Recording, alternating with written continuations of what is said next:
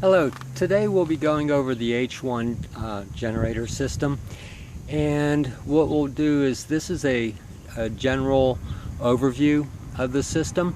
We'll be looking at the touchscreen, the generator, and the control board that manages the system, along with a few components that go on the engine to monitor and control the inject the hydrogen.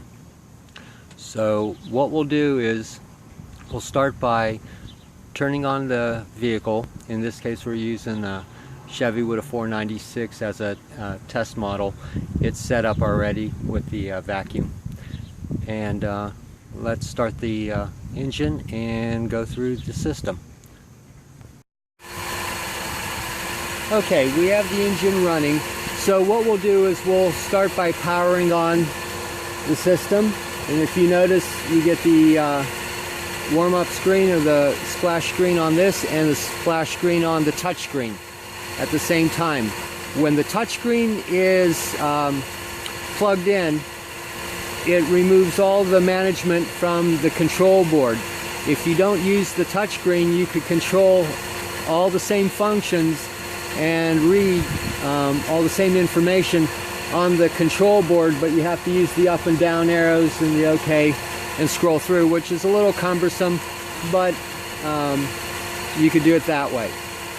The easiest way is to use our touchscreen management system, and in future releases we'll be showing you how to use our phone apps, laptops, or any device, either Android, OS, ISO, that could manage and monitor the system globally. But for today, what we're doing is we're just going to go over some of the basic functions.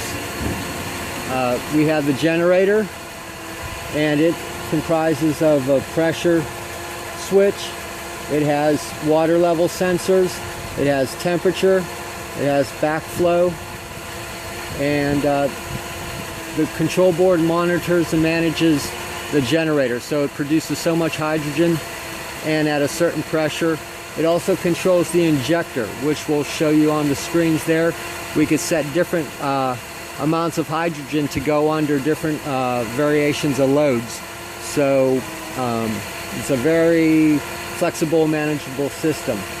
So let's go ahead and start the generator. So we just do system start system. If you notice, there we go. We just bumped up to 11 psi. That's a vacuum. So that's showing your vacuum. And the system bumped up to 50 pounds of pressure and stopped. So we have the system set for 50 psi.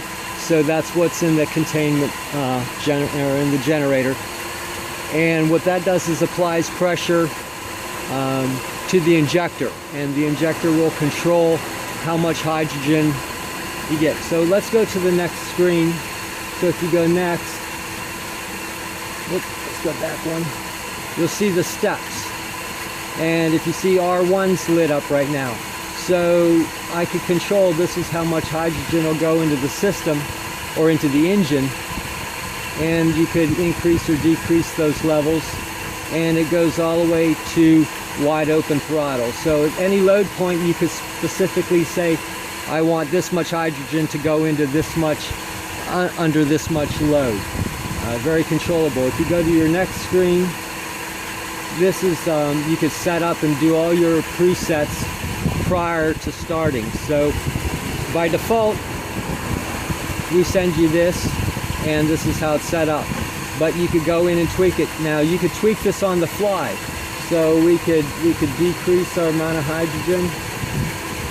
If you notice how it goes down, and you could increase, so different loads we have, and then you would just save it, and that tells the injector under that condition, go ahead and put it. It's also linear, or scalable I should say, so it'll scale itself from one load range to the next load range, so it's going to put the difference in between those load ranges, and you could increase and decrease as you need.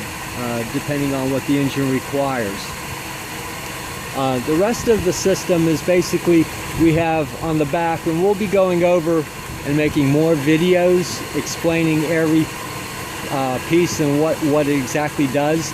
This is just an overview video to show you our system. We have water reservoir on the back, and we have a water pump that feeds the generator.